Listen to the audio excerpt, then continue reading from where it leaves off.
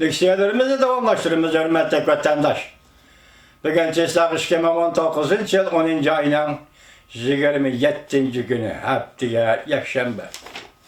Endiki mavzamında Şangamda namayış, karşılaşış jaryanida o'ttir yaşlıkla vaziyet doğrusidagi ümitsizlik kişide yani ümit yani Tanrı'nı gördü.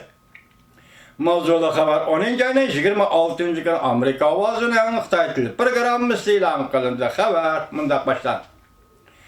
Şangamda 4 ay davamlaşkan namayış, yine bütün Şangam şehrinin halkının kol ışığı erişti. Ve bütün Şangam halkı bu namayışa katnaştı. Bulanın içinde köplegen ottur yaşlıklar var idi.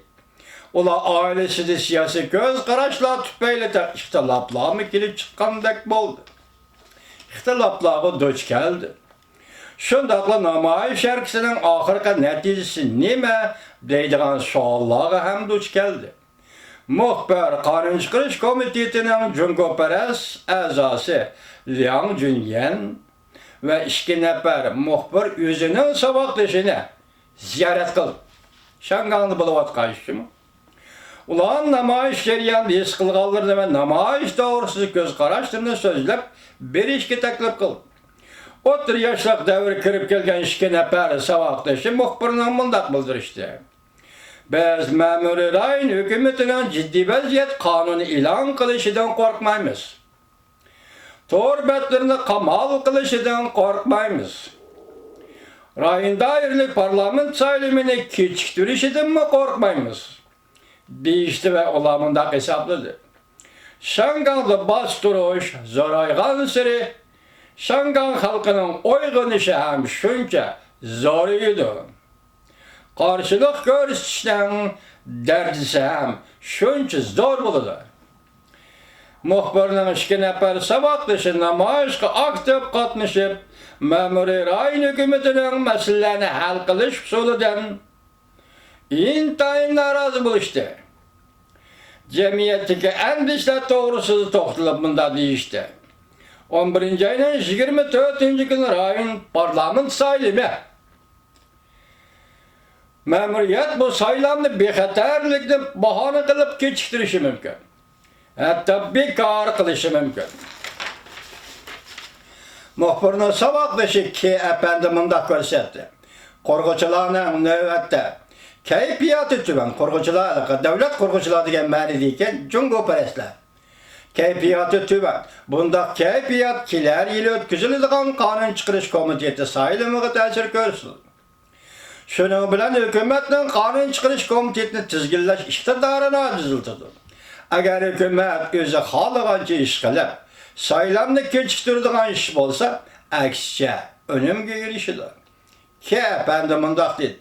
Eğer kanun bilen başkuruş teymisi işidi tenç yol bilen ifade bildiriş, sadaları ve usullarını emelden kaldırıldığın bolsa, ondaq hükümet intayın zor, hatalık sadır kılgan bulur.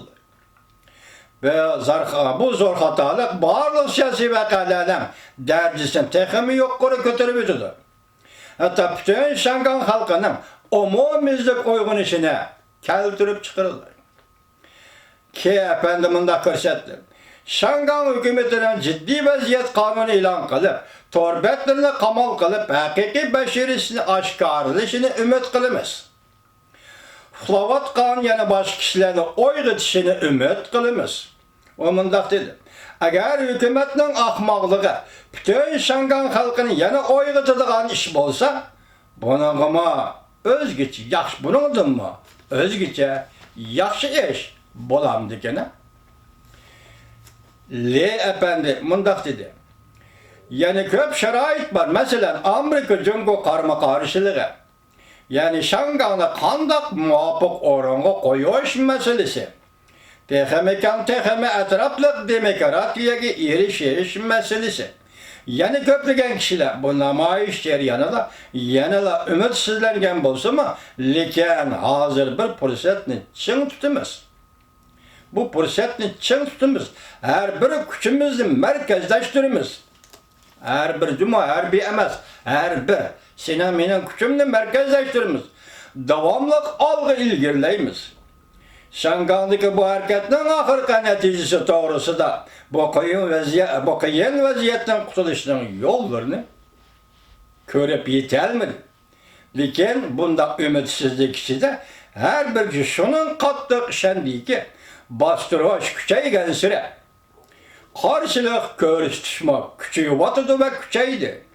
Bunda vaziyette halkara cemiyetten Şanganlı kolluşunu koşkanda erkinlik bilen demokratik tanrı bille koşulup Şangan'a yetip kelevatıdı.